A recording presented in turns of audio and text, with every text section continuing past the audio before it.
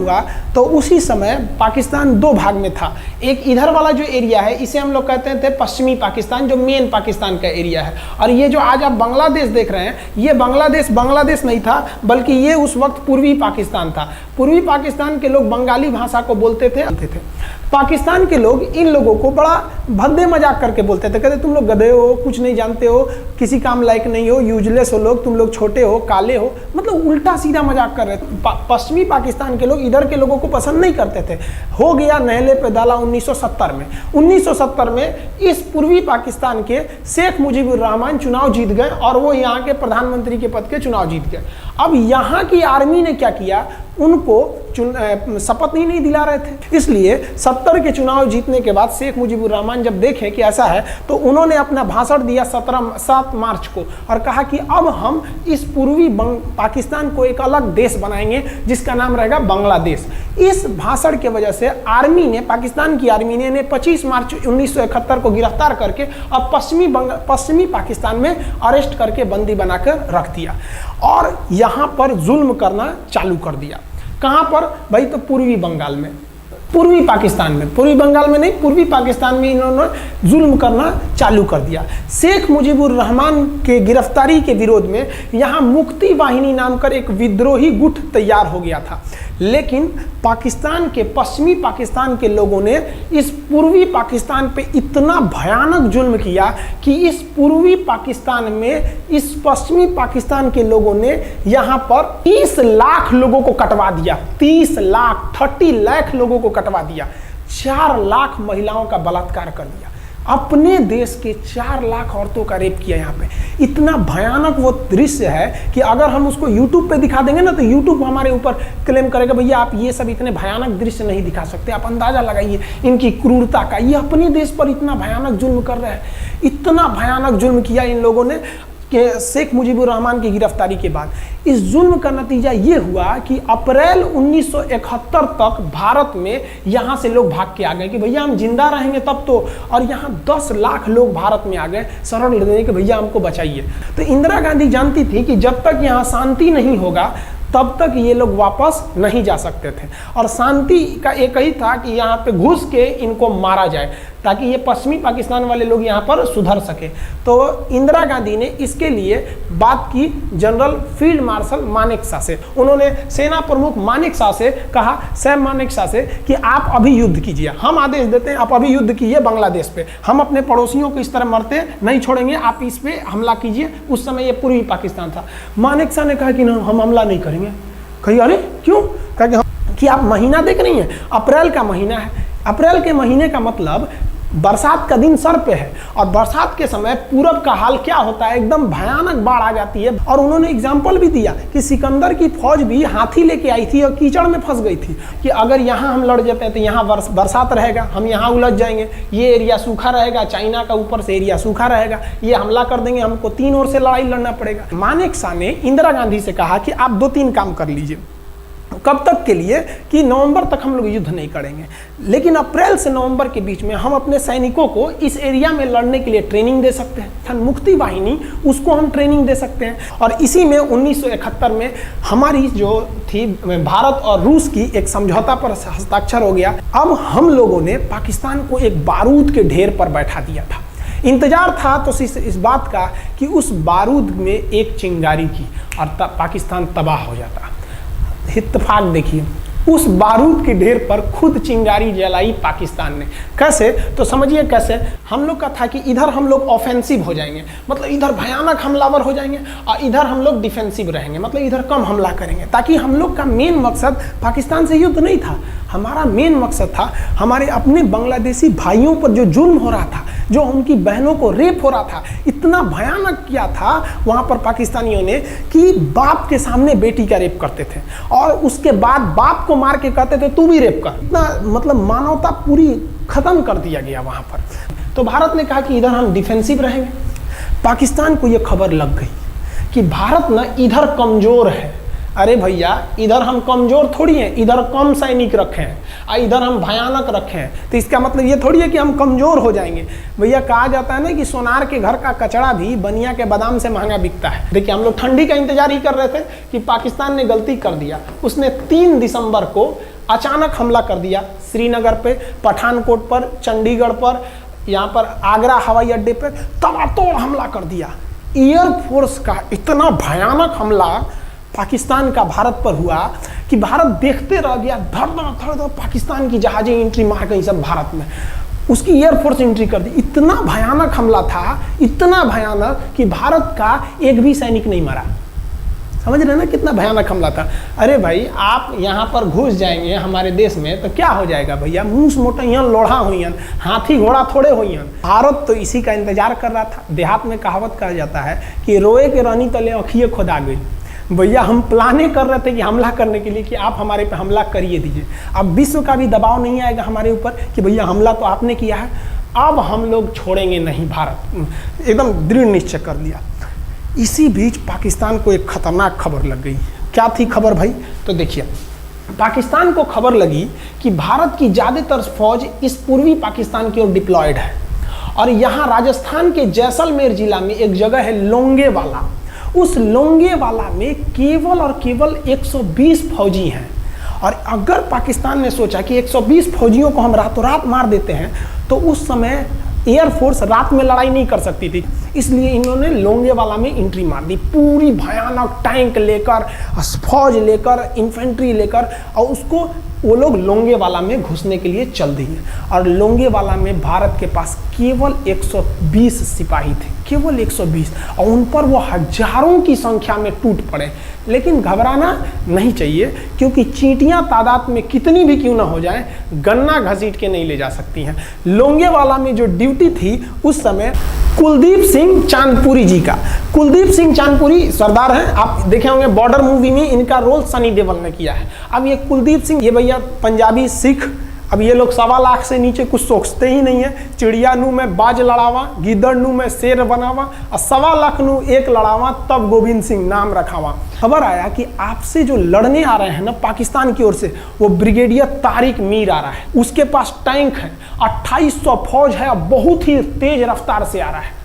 आपके पास केवल 120 जवान है कुलदीप सिंह, आप पीछे हट जाइए, आप पीछे हट जाइए, क्योंकि आपको हम ना, आप बहादुर हैं इसमें नो डाउट, लेकिन आप कैसे लड़िएगा उतनी भयानक फौज के पास से। यहाँ उन्होंने कहा खालसा सिख नहीं हट सकते, हम दिखा देंगे कि हम 120 भी उन पर क्या पड़ेंगे, भारी पड़ेंगे। इनके पास ना ही टैंक को उड़ाने के लिए कोई संसाधन थे, टैंक को मारने के लिए एक जीप पर लगा हुआ छोटा सा तोप था, और इनके पास 3 ठो माइंस लगे थे। माइंस समझते हैं आप लोग, टैंक जो होता है ना बम, उसको उड़ाने के लिए माइंस लगाए जाते हैं। तो देखिए ध्यान से, ये है माइंस, ये माइंस होते हैं। इस पर अगर टैंक चढ़ता है ना तो टैंक ब्लास्ट कर जाता है। तब इन्होंने दिमाग लगाया।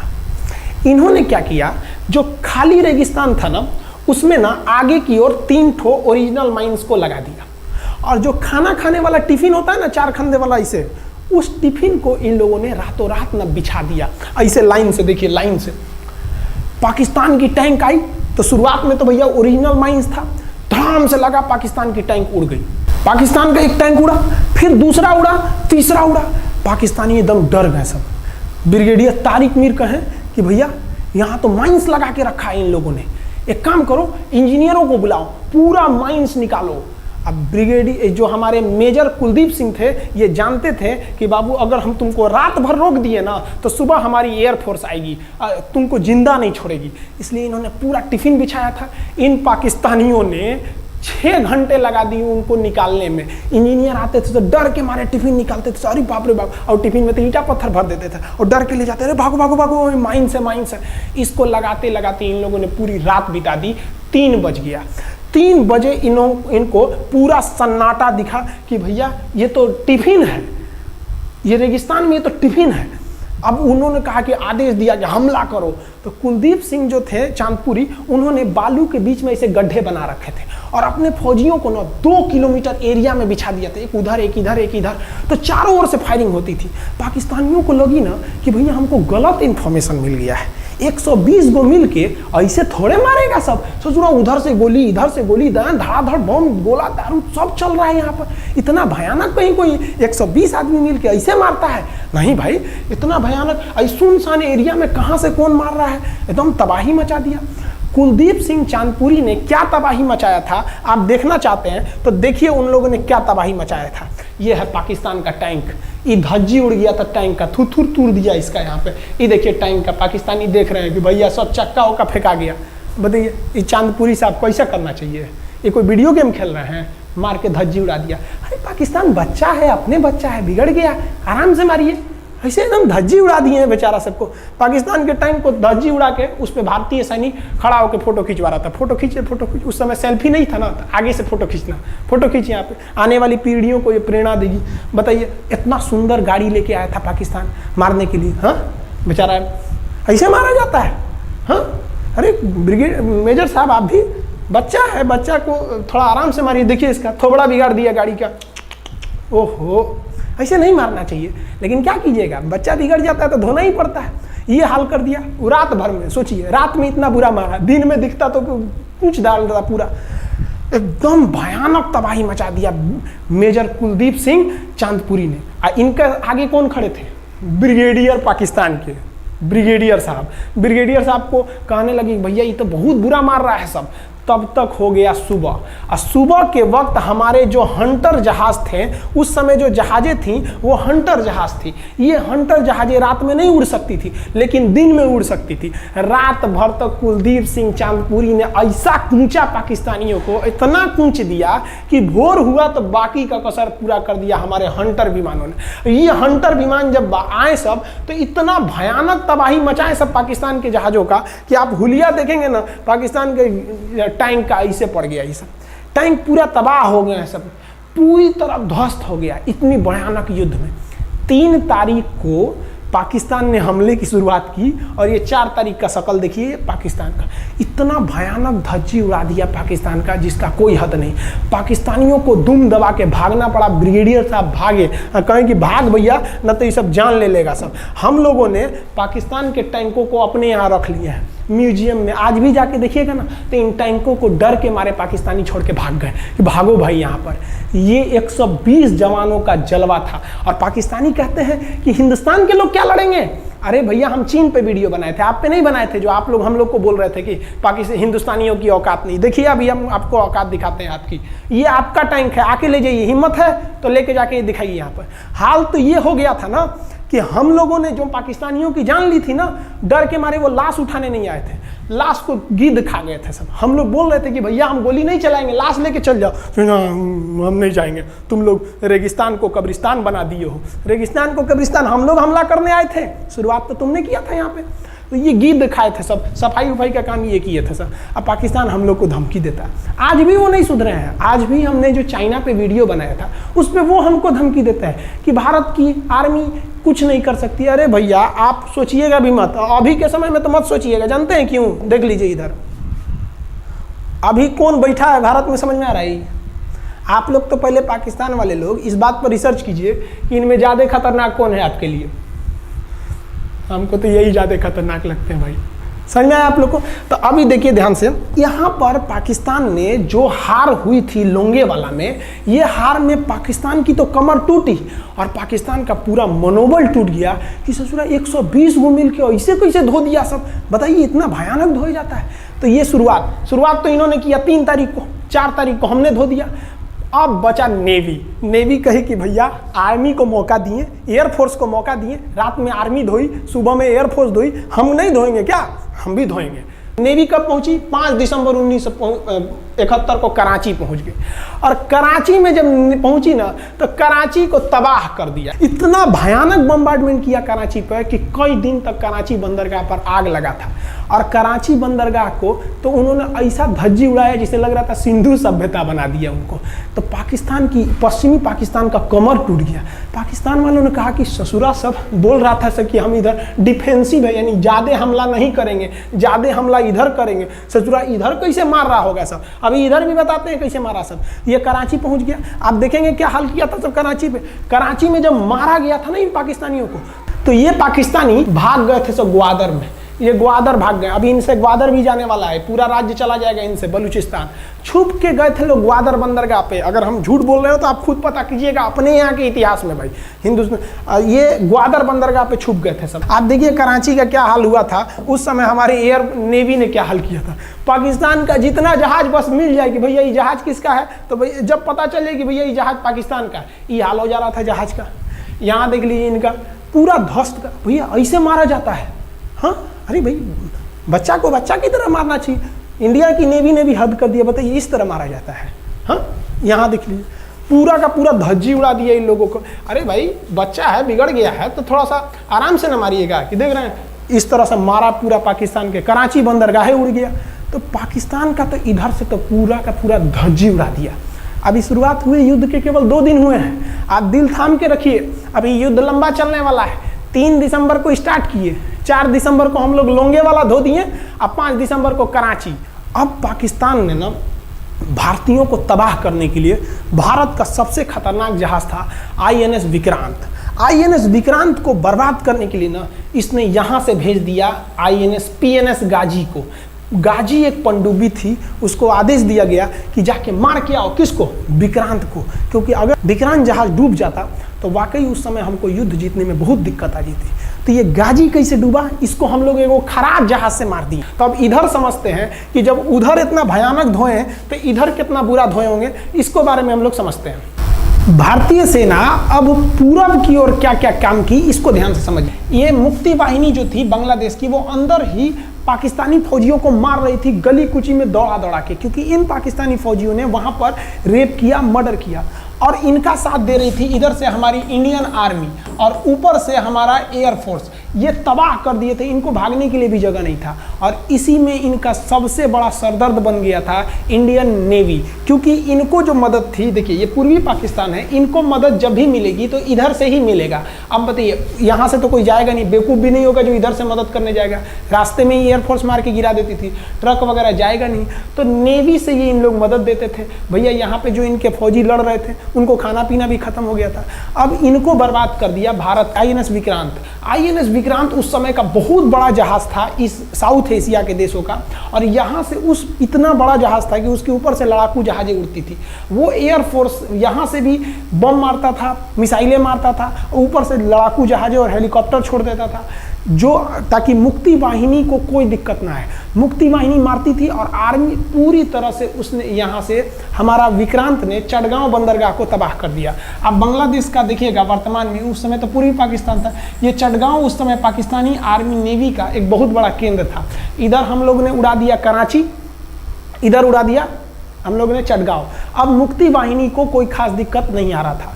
अब पाकिस्तान ने कहा कि हर हाल में इस विक्रांत को बर्बाद करो। देखिए ये विक्रांत है, विक्रांत जहाज जो था, इस पे से इसके ऊपर देखिए आपको लड़ाकू जहाजें दिखेंगी। PNS गाजी को क्या आदेश दिया गया था भाई, कि तुमको जाना है और इस विक्रांत को बंगाल की खाड़ी में जाने के बाद इसी में डुबा देना है। अब पाकिस्तान वालों का इतना दिन तो अच्छा था नहीं, भारतीय खुफिया एजेंसी को पता चल गया कि पाकिस्तान की पनडुब्बी वो समुद्र के अंदर अंदर चलती है, उसको साइलेंट किलर कहा जाता है। पाकिस्तान की पनडुब्बी चल दी है पश्चिमी पाकिस्तान से बंगाल की खाड़ी की ओर, ये अरब सागर से बंगाल की खाड़ी की ओर चल दिया। अब विक्रांत को बचाना हर हाल में जरूरी था, इसलिए हम लोग विक्रांत को छुपा दिए, मतलब थोड़ा सेफ्टी दे के रखने लगे। और इस PNS गाजी जो था, PNS गाजी को देखेंगे, PNS का मतलब था पाकिस्तानी नेवल शिप, PNS गाजी, ये मारने आ गया किसको, विक्रांत को। इस PNS गाजी को अगर कोई मार के डुबा सकता था तो वो था INS राजपूत। लेकिन ये जो INS राजपूत आप इमेज में देख रहे हैं, ये उस समय समस्या क्या था इस INS राजपूत के साथ, क्योंकि इसके इंजन में कुछ खराबी आ गई थी और ये बिगड़ गया था, और बिगड़ के इसको विशाखापट्टनम पे बनाया जा रहा था, रिपेयर किया जा रहा था, इंजन ही गड़बड़ हो गया था। तो भारतीयों का यहीं पे दिमाग काम आया। भारतीयों ने सोचा क्यों ना हम PNS गाजी को खुद बुला के लाएं, कहाँ पर, विशाखापट्टनम पे। तो लोगों ने कहा कि भैया ये आएगा विशाखापट्टनम में, क्या INS राजपूत हमको मार दो। तो कहा कि नहीं, देखिए कैसे आएगा। भारतीयों को पता था कि हिंदुस्तान में पाकिस्तानियों के कुछ ना कुछ जासूस होंगे और वो पाकिस्तान को पल पल की खबर दे रहे होंगे। भारतीयों ने क्या किया, आईएनएस विक्रांत के जितने भी अधिकारी थे उनसे कहा कि आप लोग अपने अपने घर फ़ोन कीजिए कि हम विशाखापट्टनम आ रहे हैं, तुम लोग हमको छुट्टी मिला है, विशाखापट्टनम में 10 दिन रुकेंगे, हमारे लिए तुम लोग खाना पीना अच्छा से बनाओ। लड़कों से उन लोगों को खबर खिला दिया। विशाखापट्टनम में जितने मछुआरे थे उनको कहा गया कि आप लोग हट जाइए, बहुत बड़ा जहाज आने वाला है, बहुत बड़ा जहाज विक्रांत आ रहा है, यहाँ पे आप लोग खाली कर दीजिए, आईएनएस विक्रांत आ रहा है। यहाँ पर क्या किया गया, ऑर्डर दिया गया, बहुत सारे फल सब्जी अंडा ब्रेड कि भैया ये इतने बड़े जहाज के लिए जा रहा है, 6 महीने का खाना चाहिए। ये खबर आग की तरफ फैल गई पाकिस्तानियों को। अब पाकिस्तान में खबर लग गई कि भैया आईएनएस विक्रांत यहाँ नहीं है, आईएनएस विक्रांत विशाखापट्टनम पे है। अरे बकलोलवा, विशाखापट्टनम पर पीएनएस गाजी की मौत यमराज इंतजार कर रहा था आईएनएस राजपूत। ये गधा जो था पीएनएस गाजी, ये मुड़ गया किधर की ओर, विशाखापट्टनम की ओर। और विशाखापट्टनम पर चुपचाप शांति से खड़ा हुआ जहाज आईएनएस राजपूत इंतजार कर रहा था। तो पानी के अंदर अंदर आओ, ये अभी बाहर निकला हुआ है, पानी के अंदर रहती है। और आईएनएस राजपूत देखा कि ये आ रहे हैं, वो आईएनएस राजपूत को मारता कि इससे पहले ही आईएनएस राजपूत मार के तबाह कर दिया पीएनएस गाजी को। पीएनएस गाजी पर को डूबने के बाद पाकिस्तान को बहुत बड़ा सदमा लग गया। पाकिस्तान को यह एहसास हो गया कि अब हम कभी नहीं जीत सकते हैं, क्योंकि ये पीएनएस गाजी अमेरिका से खरीदा हुआ एक बहुत ही शक्तिशाली पनडुब्बी थी जिसे कोई डुबा नहीं सकता था। और हम लोगों ने उसको इस जहाज से डुबाया जो जहाज खराब हो चुका था, जिसका इंजन खराब था। भारतीय सेना का मोराल पूरे 7वें आसमान पर था और पाकिस्तानी दिन पर दिन बर्बाद हो रहे थे। अब पाकिस्तानियों को लगा अब क्या करेंगे, तो पाकिस्तानियों ने अमेरिका में फ़ोन किया, भैया आप कुछ कीजिए। तो अमेरिका ने ना यूएनओ में मुद्दा उठा दिया, यूनाइटेड नेशन ऑर्गेनाइजेशन, इसकी जो सिक्योरिटी काउंसिल है, सुरक्षा परिषद, इसमें कह दिया पूर्वी पाकिस्तान पर जुल्म कर रहा है, मार रहा है। तो रसिया उस समय हमारा साथ दिया, कहा कि तू देर जानता है जुल्म कर रहा है, भारत जो कर रहा है सही कर रहा है, हम इस प्रस्ताव के खिलाफ में वीटो करते हैं। वीटो अगर कोई देश, 5 देश को वीटो है, इस पर अलग चर्चा करेंगे, अगर किसी ने वीटो कर दिया तो वो प्रस्ताव रद्द हो जाता है। तो पाकिस्तान की एक और उम्मीद यहाँ पर अपना दम तोड़ दी। अब पाकिस्तान कहा अमेरिका से कि भैया आप ही हमको बचा लीजिए। तो अमेरिका ना पाकिस्तान की ओर से भारत पर हमला करने के लिए अपना सबसे खतरनाक जहाज भेज दिया, 7वां बेड़ा। देखेंगे 7वां बेड़ा को, अगर इतना भयानक था 7वां बेड़ा, ये अमेरिका का साथ अकेले चलता ही नहीं था, इतनी पूरी फौज के साथ, नेवी के साथ चलता था। ये किस लिए आया था, विक्रांत को डुबाने के लिए, और इसका साइज विक्रांत से डबल था, इसके आगे विक्रांत नहीं टिक पाता। अब इंदिरा गांधी भी टेंशन में रह गई। ले, तब उस समय इंदिरा गांधी को याद आया कि भैया हमारा एक और तो हम समझौता करके आए हैं, अगर अमेरिका पाकिस्तान का साथ दे सकता है तो रूस से हम भी तो समझौता करके आए हैं। तो भारत ने रूस को कहा कि भैया अमेरिका इतना भयानक 7वां बेड़ा भेज दिया, आप हमारी मदद कीजिए। तो रूस ने कहा टेंशन क्या लेते हो, देखो हम बोलते हैं। रूस ने परमाणु पनडुब्बी भेज दी और रूस ने अपना 40वां बेड़ा भेज दिया। आप देखेंगे ये रूस का 40वां बेड़ा है, ये अपने भारी भरकम जहाज़ों के पूरे ग्रुप के साथ चल दिया, कहा कि चल भैया देखते तुमको कौन मारेगा भारत को। और अमेरिका को सीधा कह दिया कि भैया विक्रांत पर अगर आपने हमला किया तो ये हमला हम रूस पर हमला मान लेंगे। यहाँ पर खड़ा था भारत का विक्रांत और उसकी सपोर्ट में खड़ा था रूस का 40वां बेड़ा। और रूस ने यमन से अपनी एयरफोर्स को भी कह दिया था कि भैया तुम भारत की देखभाल करना। तो भारत की सुरक्षा के लिए इतने लोग, और अमेरिका अपना 7वां बेड़ा लेके यहाँ मुंह देख रहा था, और ब्रिटेन ने भी अपने ईगल नाम के बेड़ा को भी भेज दिया था। तो ये 2 लोग हमारे खिलाफ आ गए थे लड़ने के लिए कि अब बताइए, हम लोग बांग्लादेश की भलाई सोच रहे थे, और अमेरिका का 7वां बेड़ा और रूस का ब्रिटेन का ईगल हम लोग के खिलाफ था, और हमारा अपना विक्रांत और रूस की एयरफोर्स और उसकी 40वां बेड़ा हमारे साथ थी। ये पूरी तरह से बाउंड्री बना दिया था 40वां बेड़ा। 40वां बेड़ा का कहना था कि भैया हमारे जहाज पर ऑटोमेटिक मिसाइल लगी है, तुम अगर इधर आओगे तो हम मार देंगे तुमको ऐसे ही। रूस ने अपनी सारी पनडुब्बियों को ऊपर उठा दिया, समुद्र के ऊपर, ताकि सैटेलाइट से और दूसरी निगरानी से देखा जा सके, और यही हुआ भी। वो लोग रूस के इतने खतरनाक जहाज़ों के ग्रुप को देखकर घबरा गए, इतना घबरा गए कि ब्रिटेन ने कहा था we are too late, Britain का ईगल बेड़ा अमेरिका के 7वां बेड़ा से कर रहा है कि रे उधर मत जो, बहुत देर हो गया है, वो पहले पहुंच गया है रूस, अब मारेगा वहीं तबाह हो जाओगे यहाँ पे।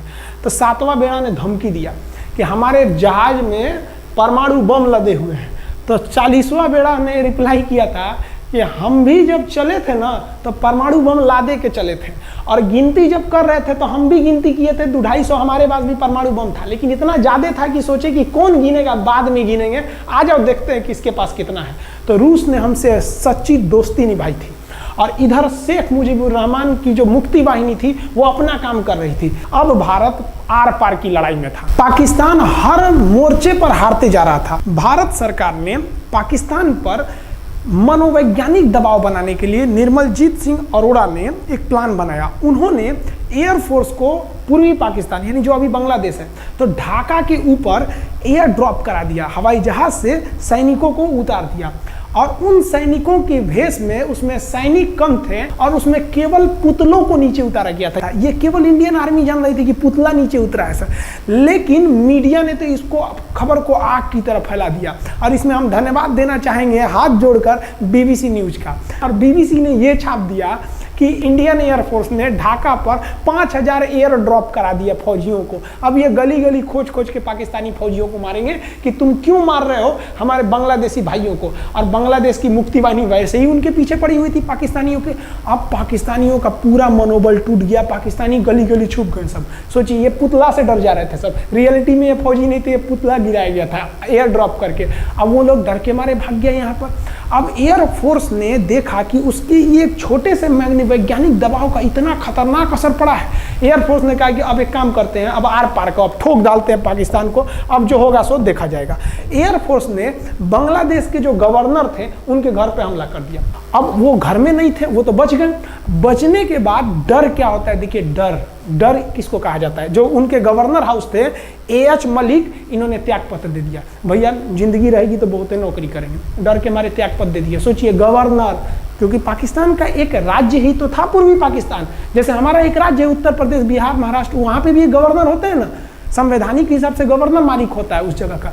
त्याग पत्र दे दिए। सोचिए ये डर था उनके अंदर। निर्मलजीत सिंह अरोड़ा जो लेफ्टिनेंट जनरल थे, जनरल तो हमारे मानिक शाह थे, लेफ्टिनेंट जनरल थे जिन्हें बांग्लादेश जीतने की जिम्मेदारी दी गई थी, मतलब उसे सुरक्षा करने की जिम्मेदारी दी गई थी। वो पाकिस्तान के लेफ्टिनेंट जनरल नियाजी से बात किए और उन्हें कहे कि हम आपको आधा घंटा का टाइम देते हैं और आप इस आधा घंटा में विचार कीजिए आप सरेंडर करते हैं कि नहीं। अगर आप सरेंडर कर देंगे तो हम आपको गारंटी देते हैं कि आपके सैनिकों को जिंदा रखा जाएगा, और अगर आप हमारी बात को नहीं मानेंगे, देखिए गवर्नर साहब के घर है, कोई ठीक नहीं है, आपके घर पे भी यही हो जाएगा।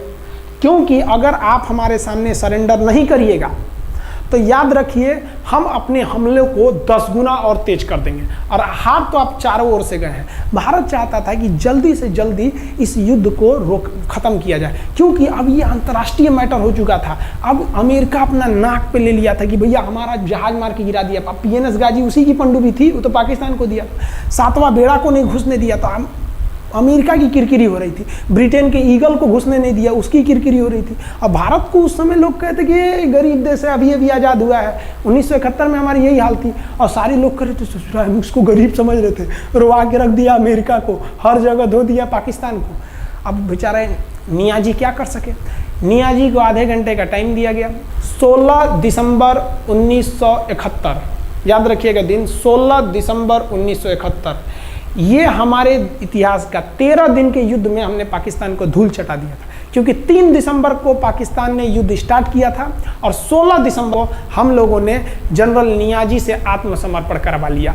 और आत्मसमर्पण आप देखना चाहेंगे जनरल नियाजी का। जनरल नियाजी इन्होंने हमारे लेफ्टिनेंट जनरल निर्मलजीत सिंह अरोड़ा के सामने आत्मसमर्पण साइन किया, और साइन करने के बाद बांग्लादेश के ढाका रेस कोर्स में इन्होंने साइन किया और इनकी आंखों में आंसू था। एक देश के सेनापति के लिए इससे शर्म की बात क्या है, जो गिनीज बुक में नाम रिकॉर्ड करा दिया। गिनीज बुक में कैसे, देखिए पाकिस्तान के लोग हम चाइना के वीडियो बनाए थे, उस पर कमेंट कर रहे थे कि इंडियन आर्मी कुछ नहीं कर सकती। देखो बांग्लादेश तुम्हारी बहादुरी का जीता जागता उदाहरण है।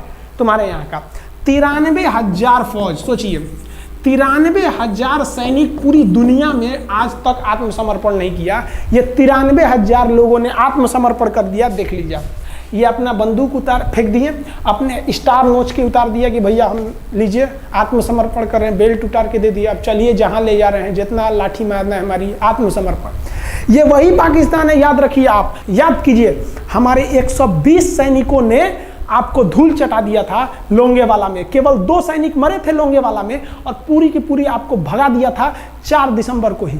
और आप याद कीजिए, बहुत बहादुर बनते हैं ना, 93,000 फौज आपकी हार के गई है यहाँ से। इतना बड़ा हार दुनिया में आज तक कहीं का नहीं हुआ है। 93,000 सैनिक सरेंडर करके गए हैं भारत के सामने से, क्या बात कीजिएगा आप हमारे सामने। तो ये है, गिनीज बुक में नाम है, ये तो है भैया पाकिस्तान की आर्मी, एक तरह से गिनीज बुक में नाम है ना जी। भले हारने से नाम है तो क्या हुआ, पाकिस्तान के लिए इससे खुशी की बात क्या हो सकती है कि भैया गिनीज बुक के नाम है। अब इन लोगों को जेल में बंद कर दिया गया, बाद में हम लोगों ने इन्हें छोड़ भी दिया था। और इस सरेंडर के बाद बांग्लादेश के जो मुक्ति वाहिनी थी उसके चेहरे पर ये मुस्कान थी कि बांग्लादेश अब स्वतंत्र हो गया। ढाका, इंदिरा गांधी का स्टेटमेंट था, ढाका स्वतंत्र राजधानी है स्वतंत्र बांग्लादेश की। ये खुशी थी बांग्लादेशियों के चेहरे पर, जिनकी बहनों की इज्जत आबरू लूट ली गई थी उन्हीं देश के फौजियों के द्वारा। जिनके ये जो नियाजी थे, जब इन्हें लेफ्टिनेंट गवर्नर बना के भेजा गया था बांग्लादेश में, तो ये नहीं पूछे थे कि बांग्लादेश का स्थिति क्या है, ये पूछे थे कि जिन लड़कियों का रेप हुआ है वो कहाँ है, सब दिखाओ तो, मतलब ये भी जाके करेंगे। ये हाल था, ये इनके चेहरे पर मुस्कुराहट थी। बाद फिर मुजीबुर रहमान को पाकिस्तान से स्वतंत्र कराया गया। भारत ने जो अपना वादा किया था कि शेख मुजीबुर रहमान को स्वतंत्र करेंगे, बांग्लादेश को स्वतंत्रता दिलाएंगे, उनके अधिकारों के लिए लड़ेंगे, भारत ने अपने वादा को पूरा किया। आज शेख मुजीबुर रहमान की बेटी शेख हसीना बांग्लादेश की कमान संभाले हुई हैं। शेख हसीना, जब हमको याद है जब वो भारत आई थी तो एयरपोर्ट पे, तो मोदी जी एयरपोर्ट पर रिसीव करने गए थे, जबकि ऐसा नहीं होता है। शायद ही बांग्लादेश की प्रधानमंत्री को पूरी दुनिया में कोई बड़े देश का राष्ट्रपति रिसीव करने जाए, प्रधानमंत्री रिसीव करने जाए। तो भारत अपने पड़ोसियों का इतना ख्याल रखता है, चाहे वो नेपाल हो, भूटान हो, सबके साथ। अभी हाल फिलहाल में नेपाल के लोग थोड़ा गुस्सा हैं लिम्पियाधुरा काला पानी को लेके, लेकिन ऐसा नहीं है कि हमारा नेपाल के साथ कोई खराब रिश्ता है। हमारा नेपाल के साथ रोटी और बेटी का रिश्ता है। बांग्लादेशियों के साथ हमारा बहुत ही अच्छा संबंध रहा है। आज हमारे बांग्लादेश के साथ बहुत ही मधुर संबंध है। और बांग्लादेश को जो पाकिस्तान के लोग कहते थे ये किसी काम लायक नहीं है, ये वाले भाई लोग पाकिस्तान से आगे निकल गए। आज इनका मलमल का कपड़ा, जूट और पाम ऑयल पूरी दुनिया में फेमस है। जहाज़ों की मरम्मत में, मतलब जहाज के रिपेयरिंग में बहुत आगे निकले हैं बांग्लादेश के लोग। आई होप आप समझ गए होंगे। इस युद्ध के बाद अगर भारत चाहता तो भारत पाकिस्तान के पश्चिमी भाग को भी कब्जा कर लेता, क्योंकि यहाँ तो हम लोग हराए ही थे। उनके 93,000 फौज तो हम लोग जिंदा पकड़ लिए थे। हम उन्हीं को कह देते बंदूक लगा के कि कश्मीर खाली करो, हमारा यहाँ से वापस जाओ। लेकिन बावजूद हमने इंसानियत दिखाई थी पाकिस्तान के ऊपर। इसका बदला ये पाकिस्तान ने हमें क्या दिया पता है? 26/11 हम संसद भवन पर अटैक, तो कभी अमृतसर में अटैक, कभी मुंबई में बम ब्लास्ट, कभी 26/11 का हमला, ये सब हुआ। हम चाहते तो उस वक्त भी जीत सकते थे। ये पाकिस्तान वाले आप जो कहते हैं कि हम बहुत बहादुर हैं, भारतीय सेना हमारा क्या कर सकती है, तो भारतीय सेना की रहमो करम पर आप लोग जिंदा थे, वरना 1972 में ये जो सेना थी ना 71 में, आप लोग को कहीं का नहीं छोड़ती। आप हिंदुस्तान के व्यूवर्स आप लोगों से भी कहते हैं कि एक लाइक तो बनता है इस सैनिकों के लिए, हमारे लिए नहीं, हमारे इस चैनल के लिए। कभी नहीं कहेंगे कि खान जी रिसर्च सेंटर चैनल को आप सब्सक्राइब करिए, लाइक करिए, हम ये कभी नहीं कहते हैं। लेकिन हम ये जरूर कहते हैं कि आज एक